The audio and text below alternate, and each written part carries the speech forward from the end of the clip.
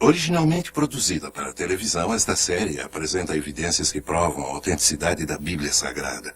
Dirigindo-se a ambos os lados da controvérsia, especialistas expressam pontos de vista não apoiados pelos produtores ou por Group Publishing. Versão brasileira TVP e JPA, São Paulo.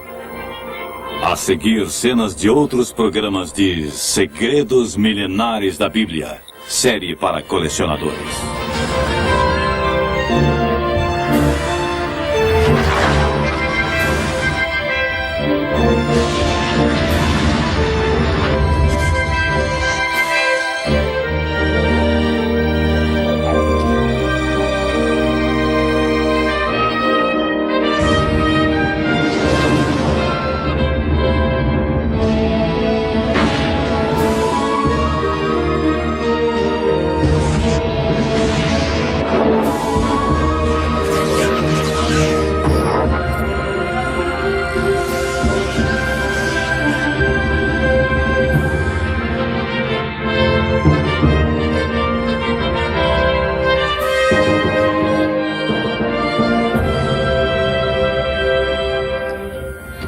Viajaremos agora nas páginas do primeiro registro histórico contínuo da humanidade, o livro chamado A Bíblia Sagrada.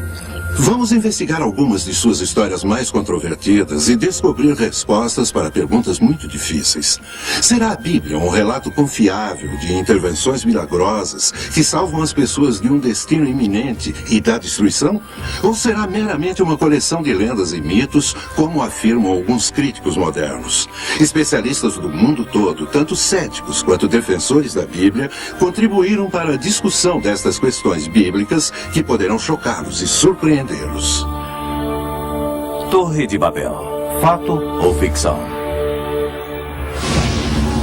De acordo com a Bíblia, todas as línguas e raças do mundo tiveram sua origem em um momento determinado, a destruição da legendária Torre de Babel.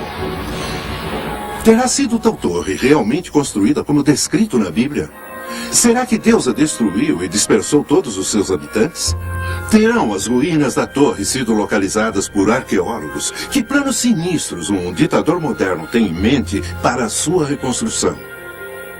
Nós não podemos provar que a Torre de Babel existiu. Não só existiu uma verdadeira Torre de Babel no passado, como a torre e a cidade do mesmo nome estão sendo reconstruídas pelo ditador mais perigoso do mundo. Nenhuma pessoa instruída acredita que a Torre de Babel seja um fato histórico, nem que todas as raças e línguas da Terra surgiram dessa pequena área na Mesopotâmia. A história bíblica de Babel é inteiramente consistente com todas as evidências. Quem nega esse fato está fantasiando ou então especulando. Hoje a ideia do surgimento das raças e línguas ligadas à Torre de Babel é facilmente demonstrada pela arqueologia, linguística e genética. As torres-templos da Mesopotâmia eram centros para comunicação com antigos astronautas. Acredito que a torre era um instrumento de comunicação, não com antigos astronautas, mas com o mundo espiritual de demônios e anjos caídos. A Bíblia explica que Deus ficou irado com a primeira civilização que surgiu de Noé. Para entender isso, vamos ao início desta história como descrita na Bíblia. De acordo com Gênesis capítulo 8, quando as águas do dilúvio começaram a recuar, a arca repousou no monte Ararat. Noé e sua família desceram a montanha para começarem uma vida nova. Deus mandara que não ficassem em um só lugar, mas que seguissem em frente, fossem fecundos e povoassem a terra. Mas os descendentes de Noé violaram a ordem de Deus. Estabeleceram-se numa planície fértil entre os rios Tigre e Eufrates. Quando começaram a construir uma torre para o céu, Deus decidiu dispersá-los. Esse relato da história de Babel é fato ou ficção? Por que essa torre foi construída e por quem? É possível que todas as raças e línguas surgiram de um único lugar, como a Bíblia afirma no Gênesis capítulo 11? Considerando essas perguntas, vamos ver o que acontecia na terra de Senaar. A Bíblia conta que o rei Nimrod era um grande caçador e o grande construtor de antigas cidades que hoje são Irã e Iraque. Nimrod pode ter sido o governante que construiu uma torre alta para dar fama a si e a seu povo e evitar a dispersão comandada por Deus. Temos então um duplo mistério a explorar. Primeiro, existiu de fato a Torre de Babel? Segundo, todas as raças e línguas do mundo resultaram da destruição daquela torre. Apesar da Bíblia não mencionar os eventos diários relacionados à Torre de Babel, podemos especular quanto aos episódios que ocorreram no reinado do rei Nimrod. Ah, poderoso rei Nimrod! Escutai a palavra! O Deus dos avós de nossos avós brada suas advertências. Partam e formem novas nações. Não permaneçam aqui em ofensa a Deus. De fato, virá novo dilúvio. Destruirá essa torre. Então, qual é a queixa, vizir? Não é queixa. Majestade, o que o velho mendigo clama na rua é sussurrado por aí. Quem é esse Deus? Qual o seu nome? Devido a lorotas de um velho, vamos largar o poder e riquezas daqui? Quem é esse Deus que me diz isso? Sacerdote! Não conheço Deus mais grandioso que vós. São tolos todos aqueles que dizem que ele enviou o dilúvio no tempo de nossos ancestrais. Ele não trará dilúvio contra mim e minha cidade. Vê essa torre. Construiremos essa torre até que alcance os céus, e dilúvio algum jamais a destruirá. O que me diz, arquiteto? Com essa torre, soberano, venceremos qualquer Deus. E serás igual a qualquer um no céu. Por séculos, céticos desafiaram a precisão da Bíblia quanto à Torre de Babel, pois acreditavam que a terra de Senaar, como mencionada na Bíblia, nunca existiu. Para entender melhor esse ponto, pedimos ao professor David C. Dowell, perito em Velho Testamento, que explicasse. Estudiosos da Bíblia questionaram a localização e mesmo a existência da terra de Senaar. Eles sabiam que a Babilônia existiu, por testemunho de antigos historiadores tais como Heródoto e Estrabo, que afirmam terem visto a grande cidade. Mas não tinham provas, fora a Bíblia, que a área perto de Babilônia fosse chamada de Terra de Senaar. Então, no início do século passado, arqueólogos acharam milhares de tabuletas cuneiformes como essa. Nessas tabuletas do Egito, Síria e reinos hitita e urriano, o nome Senaar consta em várias passagens.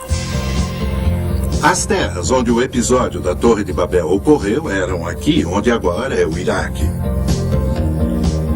Todos os historiadores da antiguidade, inclusive Alexandre o Grande, escreveram sobre terem visto as ruínas da Torre de Babel. Houve muitas escavações arqueológicas nos últimos 100 anos que desenterraram os grandes tesouros da Suméria, Assíria e Babilônia no Iraque. A localidade de Birs Nimrod, em Borsippa, tem sido a preferida por muitos arqueólogos como sendo a Torre de Babel.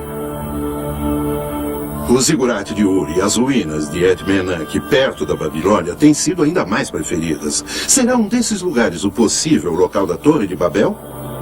As provas arqueológicas mais fortes combinadas com relatos bíblicos favorecem a localização de Et-Menanke, que fica no Iraque, na Babilônia, 80 quilômetros ao sul de Bagdá. Esse local constou recentemente do livro de referências de seleções como sendo a localização provável da Torre de Babel. Hoje, na Babilônia, um modelo dessa torre está exposto no Museu Nabucodonosor.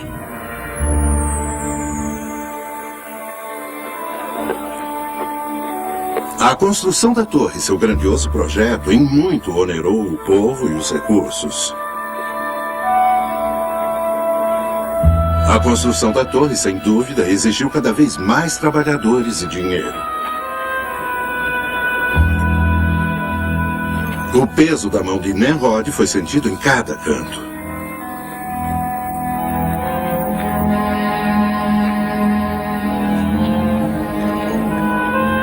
torre era para ser mais do que um monumento à vaidade humana. Pretendia colocar Nimrod acima de qualquer competição, demonstrando sua influência e poder.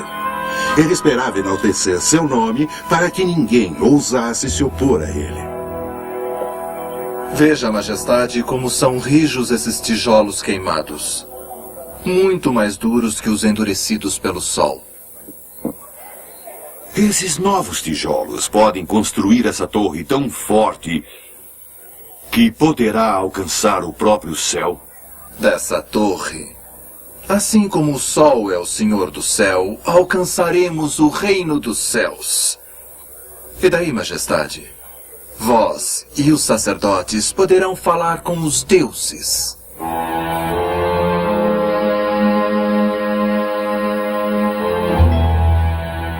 Mas quando a Bíblia diz que a torre pretendia alcançar os céus, não era no sentido físico, mas como um meio de comunicação.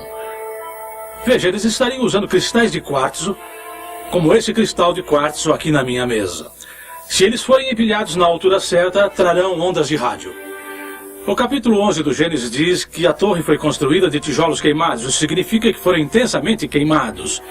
Feitos com areia e aquecidos sob intenso calor, esses tijolos teriam adquirido uma característica de quartzo, tornando-os como um rádio gigante. Mas só isso não bastaria para conseguirem se comunicar. A arqueologia revela que muitos sacerdotes antigos usavam corpetes e tiaras com cristais que faziam parte desse equipamento de comunicação. Todas as antigas civilizações conheciam o poder dos cristais para se comunicarem com os deuses. Esses antigos sacerdotes teriam usado um rádio portátil como este que estou segurando. Buscavam sintonizar com o mundo espiritual. Nos últimos anos, surgiram teorias exóticas para explicar a finalidade da torre. Uma sugere que a torre tinha algo a ver com antigos astronautas, uma raça de homens espaciais de fora do sistema solar que colonizaram este planeta. Os sumerianos eram capazes de descrevê-los e representá-los em estatuetas como essa, que era do líder do primeiro grupo de astronautas que desceram no Golfo Pérsico. Houve outros entre eles, que eram fêmeas, por exemplo, e vê-se que eram pilotos que podiam voar nos céus da Terra. Essas eram as pessoas que a Bíblia descreveu como os antigos deuses nos quais os povos antigos acreditavam. Apesar da teoria do antigo astronauta ser interessante, envolve uma total má interpretação da Escritura. A palavra hebraica Bene Elohim significa sempre anjos, seres sobrenaturais, e não astronautas ou homens do espaço. Tanto o Velho quanto o Novo Testamento confirmam que esses anjos caídos coabitavam com as mulheres na terra, as quais deram à luz aos Néfilim, os caídos, os nascidos na terra. Foi essa contaminação da humanidade que causou o dilúvio de Noé. Todas essas ideias e teorias estranhas surgiram da falha em compreender a integridade da Bíblia como um todo, a qual é em si um sistema integrado de mensagens de origem extraterrestre. A Bíblia diz que Deus decidiu que a torre não deveria continuar em pé e que as pessoas tinham que se separar e se dispersar sobre a terra. O que pode nos dizer dessas nuvens escuras e raios que têm circundado a torre? Isso perturba muito o rei. Ele se tranca na sala do trono em grandes preocupações. Sempre tivemos tempestades nessa época do ano. Não vejo ligação entre a tempestade e a torre. Não me lembro de nuvens escuras pairando por tanto tempo em um só lugar, nem de raios que já tivessem matado nossos trabalhadores. Há uma maldição nessas coisas. Então por que não implora que a tempestade se vá? Diga aos deuses que para nós já basta. Eu não blasfemaria se fosse você. Talvez sua zombaria seja ouvida. Está recomeçando e o dia ainda não acabou. Vamos nos abrigar antes que esse vento amaldiçoado nos destrua.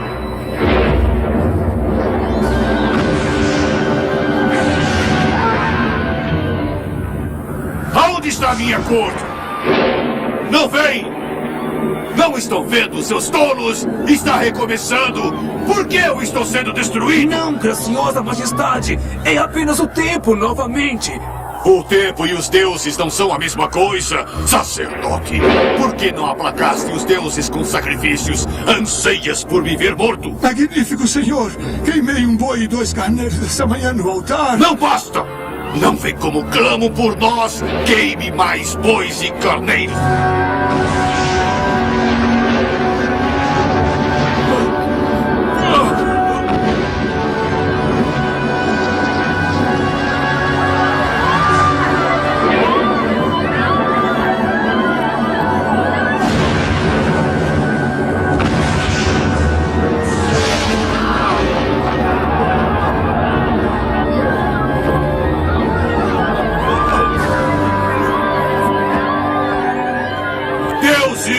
Por que me fizeram isso? Seus ingratos espíritos dos céus! Malditos! Malditos!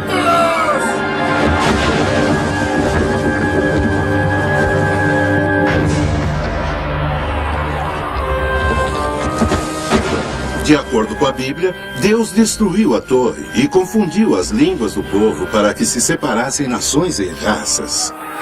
E que nunca mais desafiassem Deus Todo-Poderoso. Isso traz a última parte dessa história misteriosa. Será possível que todas as línguas e raças do mundo possam ter surgido do incidente da Torre de Babel? Cristãos fundamentalistas tentaram ensinar que a confusão das línguas resultou da construção da Torre de Babel. Isso não pode ser provado nem por dados históricos e nem por provas arqueológicas. Hoje existem umas 5.000 línguas em todo o mundo e de 50 a 200 ramificações não relacionadas. Podemos datar a mais conhecida dessas línguas, o sistema indo-europeu, de aproximadamente 3.000 a.C., dificilmente a época de Babel. Depois disso, nós nada sabemos. Para se ter uma ideia do quão rápido as línguas podem mudar, eis um exemplo de Beowulf, que é inglês antigo. Woldguman finden bon behin wat woord, ser get woord, que em inglês moderno quer dizer, ele queria encontrar o homem que o havia prejudicado enquanto dormia. Se o inglês pôde mudar tanto assim em aproximadamente 1.300 anos, houve tempo suficiente para o ramo indo-europeu se ramificar em 100 diferentes línguas em aproximadamente 5.000 anos. Não há razão para se supor que levou mais tempo para quaisquer outros grupos linguísticos se ramificarem em suas várias denominações e derivativos. Posso demonstrar facilmente que é teoricamente possível todas as raças no mundo atual terem se desenvolvido em uma única geração após a Torre de Babel. Isso se chama tabela de Prunit. A tabela de Prunit é usada por biólogos para prever a distribuição de informação genética. Nesse caso, podemos produzir todas as possibilidades de peles raciais, incluindo os negros e os brancos, possivelmente em uma geração. Deus pode ter confundido seletivamente as línguas das pessoas, dando a indivíduos particulares a mesma língua. Ao fazer isso, ele poderia facilmente ter direcionado os pareamentos genéticos que resultaram nas distintas raças que povoaram várias partes da Terra. A controvérsia da história da Torre de Babel se centraliza em uma única questão. Podem todas as raças e variações de línguas terem vindo de uma fonte comum? Teoricamente, agora parece bem possível. É conhecido na antropologia que o crescimento da população mundial no mundo antigo começou aqui, no Oriente Próximo, principalmente entre o Mar Negro e o Mar Cáspio. O interessante é que temos um documento no livro do Gênesis que descreve esse antigo processo como tendo iniciado bem aqui, ao redor e na própria Torre de Babel. E é claro, isso é exatamente o que a antropologia moderna reconhece a partir da evidência. Deus confundiu suas línguas e eles foram espalhados pelo mundo. E pode-se ver no mundo todo a prova de que os antigos do passado reconstruíram aquilo que estavam fazendo em Babel. O padrão do zigurate construído na antiga área da Suméria, onde a Torre de Babel foi construída, pode ser literalmente encontrado no mundo todo. Algumas pirâmides de zigurates são idênticos e são encontrados na América do Sul, na América Central, no Camboja, na Indonésia e na Índia. No mundo todo há evidências de zigurates e torres associados a locais religiosos, comunicando-se com a dimensão espiritual. Vocês viram e ouviram argumentos sobre a Torre de Babel como contada no capítulo 11 do Gênesis. Essa história é essencialmente verdadeira ou é um mito? Considerando os dados científicos que apoiam as origens das raças e variações de línguas, os fatos pesam muito a favor da Bíblia. Lembre-se, a terra de Senaar, descrita na Bíblia, foi considerada um mito, até que pesquisas sérias logo antes da virada do século XX desvendou, justificando inteiramente a Bíblia. Se as ruínas em Etmenanque são o que parecem ser, então eram a legendária Torre de Babel, exatamente como as Escrituras afirmam. O fim da história da Torre de Babel ainda não foi desvendado. Mesmo hoje, mais um capítulo está acontecendo. Quando Nabucodonosor ainda reinava na Babilônia há 2.500 anos, deixou seu legado para futuros reis, inscrito em tabuletos cuneiformes, para que reparassem e reconstruíssem seus templos e palácios. De acordo com alguns estudiosos de profecias da Bíblia, a mais poderosa e perversa cidade do mundo antigo seria reconstruída novamente. Essas ruínas, perdidas por séculos sob as areias mutáveis do Iraque, foram agora totalmente descobertas. Nesses filmes recentes, pode-se ver que a reconstrução da antiga Babilônia é de fato realidade. E isso tem sido um projeto do ditador iraquiano Saddam Hussein. Seus engenheiros, arquitetos e arqueólogos garantem que a cidade está ascendendo novamente. Várias construções já estão prontas.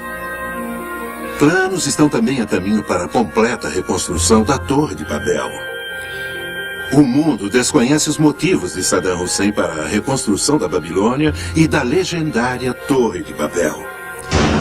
A Torre de Babel é mais do que uma história sobre a destruição de uma antiga torre, da origem das raças e da diversificação das línguas.